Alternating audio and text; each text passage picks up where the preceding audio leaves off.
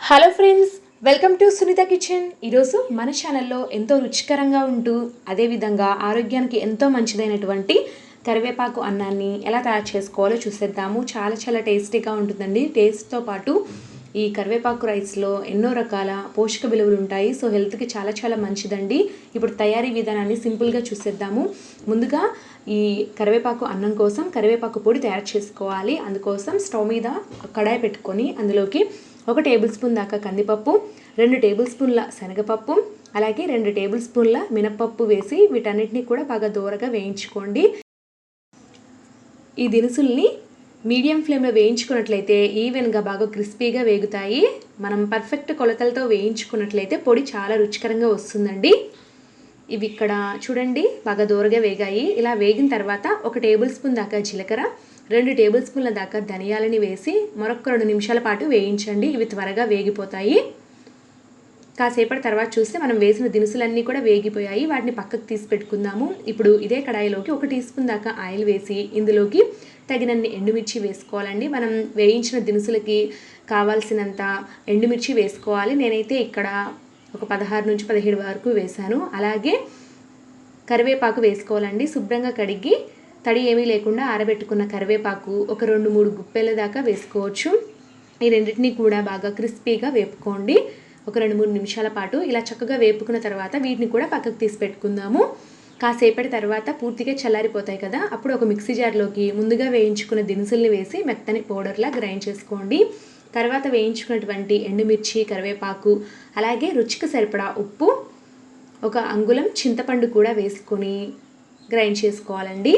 చివర్లో ఒక 10 వెల్లుల్లి రెబ్బల్ని వేసి ఒక్కసారి గ్రైండ్ చేసుకున్నట్లయితే మనకి కరివేపాకు పొడి అనేది రెడీ అయిపోతుంది. ఈ పొడి ఉన్నట్లయితే ఒక 5 నిమిషాలు మనం కరివేపాకు రైస్ చేసేసుకోవచ్చు అనమాట.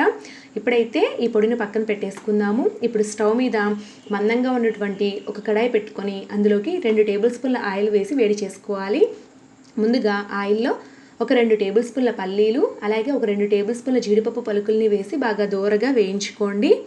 జీడిపప్పు పలుకులు అనేది మీ ఆప్షనల్ అండి. మీకు ఇష్టమైతేనే వేసుకోండి, లేకపోతే వేసుకోకపోయినా పర్వాలేదు. ఇవి రెండు కూడా దోరగా వేగిన తర్వాత వీటిని పక్కకు తీసి పెట్టుకుందాము. ఇప్పుడైతే ఇదే ఆయిల్లోకి 1 టేబుల్ స్పూన్ దాకా మినపప్పు, శనగపప్పు, అలాగే 1 టీ స్పూన్ దాకా ఆవాలు, జీలకర్రని వేసి వీటన్నిటిని కూడా బాగా దోరగా వేయించుకోవాలి. పోపు దినుసులు ఎక్కువగా ఉంటే రైస్ ఐటెంలో చాలా బాగుంటుంది. పిల్లలు ఇష్టంగా తింటారండి. పోపు దినుసులు బాగా వేగిన తర్వాత ఒక 4-5 పచ్చిమిర్చి, అలాగే 2-3 ఎండుమిర్చిని కూడా వేసేసి బాగా వేపుకోండి. ఇలా అన్నీ కూడా బాగా వేగిన తర్వాత ఇప్పుడు మనం ముందుగానే పొడి పొడిగా ఉడికించి పెట్టుకున్నటువంటి అన్నాన్ని వేసుకొని ఒకసారి కలుపుకుందాము. ఇప్పుడైతే ఇందులోకి ముందుగా మనం తయారు చేసి పెట్టుకున్నటువంటి కరివేపాకు పొడిని అన్నానికి తగ్గట్టుగా వేసుకొని బాగా కలుపుకోవాలండి. ఒక 2 నిమిషాల పాటు బాగా కలపండి. మనం వేసిన పొడి అంతా కూడా అన్నానికి పట్టే విధంగా కలుపుకున్న తర్వాత మీకు ఇష్టమైతే కొద్దిగా నెయ్యి వేసుకోవచ్చు. నేనైతే ఇక్కడ ఒక టేబుల్ స్పూన్ పైన వేస్తున్నాను. మంచి ఫ్లేవర్ ఉంటుంది నెయ్యి వేయడం వల్ల. నెయ్యి వేసి మరొకసారి కలుపుకొని ఇప్పుడు ఈ కడాయి మీద మూత పెట్టేసి ఒక 3-4 నిమిషాల పాటు మీడియం ఫ్లేమ్లో కుక్ చేసుకోవాలి. 3-4 నిమిషాల తర్వాత మూత తీసి ఒకసారి కలుపుకుందామండి. మనకి ఇక్కడ ఈ కరివేపాకు అన్నం అనేది బాగా వేడెక్కి ఫ్లేవర్స్ అన్నీ కూడా పట్టి రెడీ అయిపోయింది. ఇప్పుడైతే ముందుగా వేయించి పెట్టినటువంటి పల్లీలు, జీడిపప్పు పలుకుల్ని వేసి ఒక్కసారి బాగా కలుపుకొని వేడివేడిగా సర్వ్ చేసేసుకోవడమే. మనం చివర్లో వీటిని యాడ్ చేసుకుంటున్నాం కదా, పల్లీలు, జీడిపప్పు పలుకులు బాగా క్రిస్పీగా పంటి కింద తగులుతూ చాలా బాగుంటుంది. తినే కొద్దీ తినాలనిపిస్తుందండి. రెగ్యులర్గా చిన్నపిల్లల లంచ్ బాక్స్లోకి మనం ఇంట్లో తయారు చేసిన పప్పు, రసం, కూరలు లాంటివి అన్నంలోనే కలిపేసి పంపిస్తూ ఉంటాం కదండి. అవి వాళ్ళు తినే టైం కల్లా కాస్త చప్పగా అయిపోతాయి అన్నమాట. మనం అన్నంలోనే కలిపి పెడతాం కాబట్టి అలాంటి ప్రాబ్లం రాకుండా ఇలాంటి హెల్దీ రైస్ ఐటమ్స్ కనుక మనం తయారు చేసి వాళ్ళకి లంచ్ బాక్స్లో పెట్టినట్లయితే వాళ్ళు తినే టైంకి అన్నం కాస్త చల్లారినా సరే టేస్ట్ అనేది ఎక్కడా కూడా మారదు. చాలా బాగుంటుంది అనమాట. పిల్లలు చక్కగా తినేస్తారండి, కడుపు నిండా భోంచేస్తారు. నేను ఇక్కడ తయారు చేసినటువంటి కరివేపాకు పొడిని కనుక కాస్త ఎక్కువ మోతాదులో తయారు చేసి పెట్టుకొని 8 కంటైనర్లో స్టోర్ చేసుకుంటే ఎప్పుడు కావాలంటే అప్పుడు 5 నిమిషాల్లో పిల్లలకి ఇలాగా కరివేపాకు అన్నాన్ని హెల్దీగా తయారు చేసి ఇవ్వచ్చు. పిల్లలు కూడా చాలా చాలా ఇష్టంగా తింటారండి. అంత మంచి ఫ్లేవర్తో చాలా బాగుంటుందన్నమాట.